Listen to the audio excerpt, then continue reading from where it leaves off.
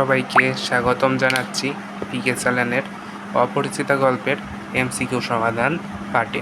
চলো বেশি কথা না বাড়িয়ে আমরা এমসিকিউ সমাধানে চলে যাই। স্লাইডে এমসিকিউ প্রতীয়মান। So let's start for MCQ. Rabindranath কত সালে জন্মগ্রহণ করেন? এটা লেখক পরিচিতি থেকে প্রশ্ন, এটা আমরা সবাই জানি। রবীন্দ্রনাথ 1268 সালে জন্মগ্রহণ করেন। 1268 সালে জন্মগ্রহণ করেন। বাংলা সাহিত্যের প্রথম সার্থক ছোট গল্প রচয়িতা রবীন্দ্রনাথ ঠাকুর। রবীন্দ্রনাথ ঠাকুর, এটাও পাঠ পরিচিতি থেকে নেওয়া।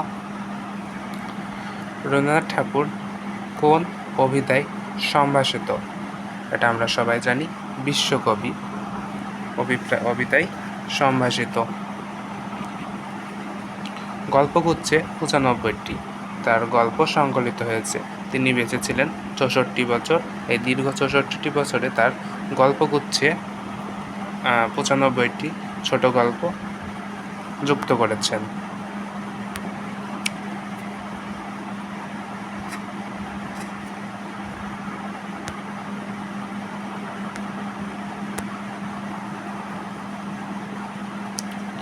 রবীন্দ্রনাথ ঠাকুর শিলাইদহে বসবাসের জন্য বসবাস করেছিলেন কেন?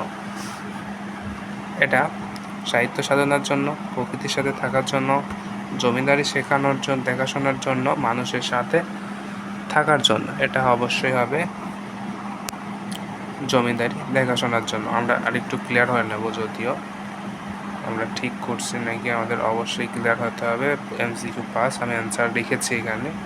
5-এর কি আছে আমরা সঠিক অ্যান্সারটাই জানবো। 5-এর খ, হ্যাঁ, তার মানে ঠিক আছে, আমাদের আনসারটা ঠিক আছে। স্লাইডে চলে যাচ্ছি। আচ্ছা, 5 নম্বরের হ্যাঁ খ। কোথায় বসবাসের জন্য রবীন্দ্রনাথের ছোট গল্প রচনার শ্রেষ্ঠ যুগ? এটা অবশ্যই শিলাইদহ হবে, এটা শিলাইদহই হবে। কবি কাজী নজরুল ইসলামের ছোট গল্পের কাছাকাছি উপন্যাসও লিখেছেন। কাজী নজরুল ইসলাম কার সাথে সাদৃশ্য? অবশ্যই রবীন্দ্রনাথ ঠাকুর। এটা হলো হবে না হলো হবে। রবীন্দ্রনাথ ঠাকুর 20 শতকের যেসব ছোট গল্প রচনা করেছেন, আমি পূর্ববর্তী ক্লাসে বলেছিলাম 20 শতকে তার বেশিরভাগ ছোট গল্পই বাস্তব সম্পর্কিত, অর্থাৎ এটা হবে বাস্তবতা। শেষের কবিতা এক ধরনের তার ছোট গল্প, এখানে হ্যাঁ আছে, ছোট গল্প আছে শেষের কবিতা, ছোট গল্প। তা আমরা একটু শিওর হয়ে নেব। 9 নম্বর এমসিকিউ।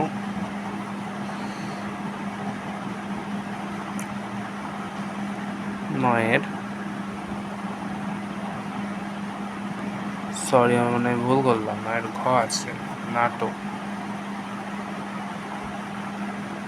উপন্যাস।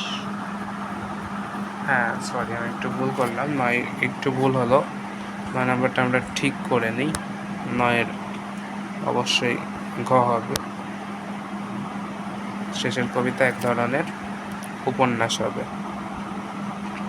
একটু ভুল হয়েছে, হ্যাঁ একটু ঠিক করে নাও, সরি আমি। রবীন্দ্রনাথ ঠাকুর কত সালে মৃত্যুবরণ করেন? 1941 সালে কবি মৃত্যুবরণ করেন। 1941 সালে। অ্যান্সার হবে খ নাম্বার আর কি। অনুপম কার হাতে মানুষ? এটা আমি পূর্ববর্তী ক্লাসে বলেছি, মার হাতে মানুষ। অনুপমের মা কেমন ঘরের মেয়ে? গরিব ঘরের মেয়ে।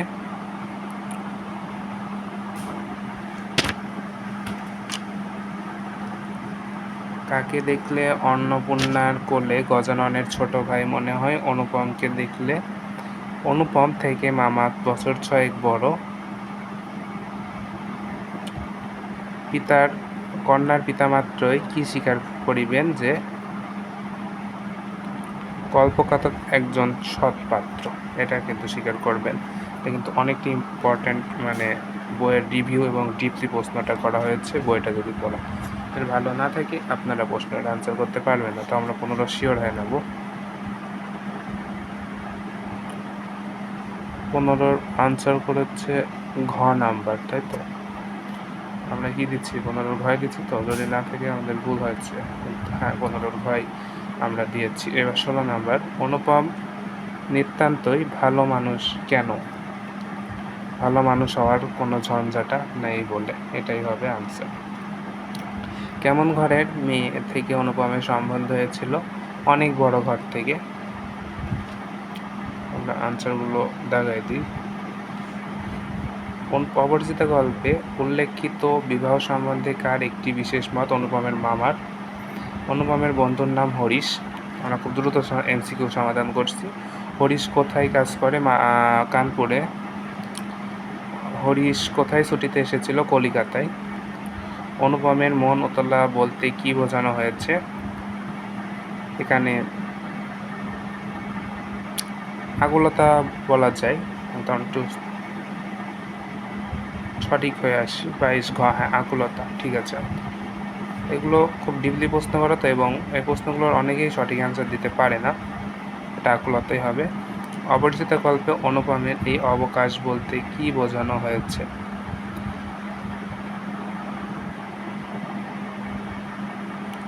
কলেজ ছুটির সময়, এর সময়, বিবাহের সিদ্ধান্তের পরের সময়, পূর্বের সময়। অবশ্যই এ পাসের পরের সময়। তা আমরা একটু রিভিউ করে দেখে নিই অ্যান্সার। 23 ক, হ্যাঁ, আমাদের ঠিক আছে। আমি তো সব এমসিকিউ অ্যান্সার দিব না, তোমাদের কিছু পরীক্ষা দেওয়ার জন্য তো অবশ্যই রাখতে হবে, তাই না? তোমরা এগুলো পরীক্ষা দেবা। কোন বাতাসে অনুপমের শরীর কাঁপতে লাগলো? অবশ্যই বসন্তের বাতাসের কথা উল্লেখ আছে। হরিশ কোন বিষয়ে অদ্বিতীয় ছিল? আসর জমাতে। কার মন ছিল তৃষ্ণার্ত? অনুপমের। কাকে হরিশকে মামা চাইলে ছাড়তে চান না? কথাটা কার বৈঠকে হলো? মামার বৈঠকে উঠল। মামার কাছে মেয়ের চেয়ে কেমন? অবশ্যই জরুরি, গুরুত্বপূর্ণ না, কিন্তু অবশ্যই জরুরি হবে। তাও অ্যান্সারটা একটু দেখে নিই। ঠিক বললাম তো? 29 ক।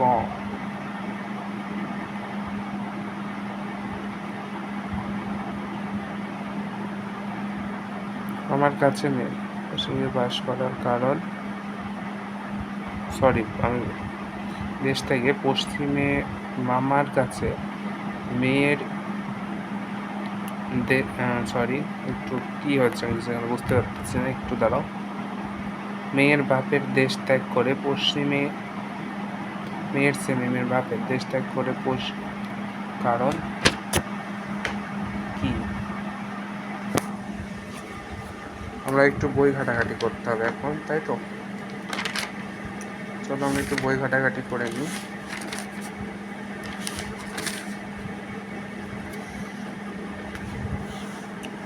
বই ঘাটাঘাটি করে নিয়ে তারপরে অ্যান্সারটা দিই।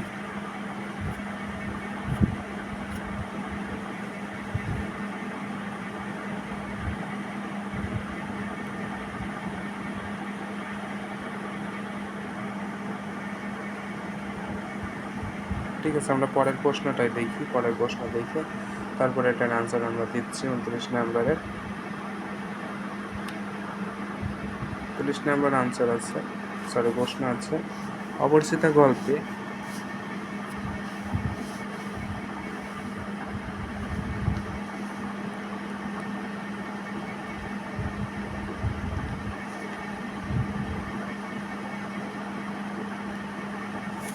এই যে আমাদের প্রশ্নটা আমরা পেয়েছি, আমরা প্রশ্নটা একটু দাগাঙ্কিত করে নিই বইয়ে।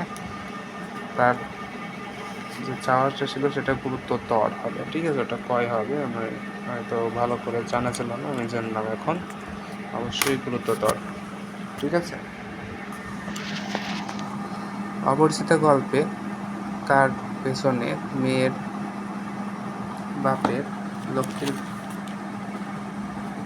ঘরটি উপর করতে দ্বিধাগ্রস্ত হবেন না? মেয়ের বয়স বেশি হয়, মেয়ে সুন্দরী হয়, আর্থিক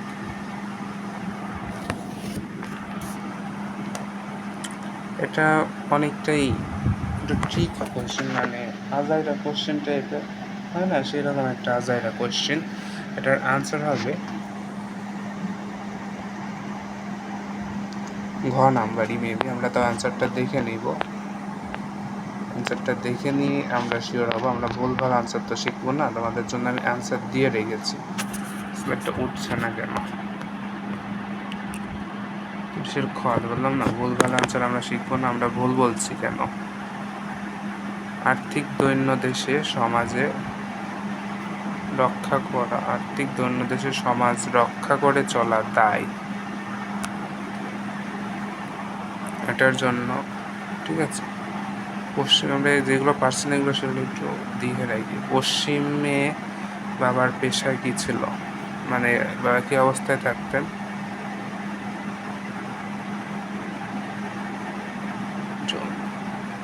জমিদারের মতোই হবে। 31 খ নাম্বার নাকি, আমরা একটু দেখে নিই।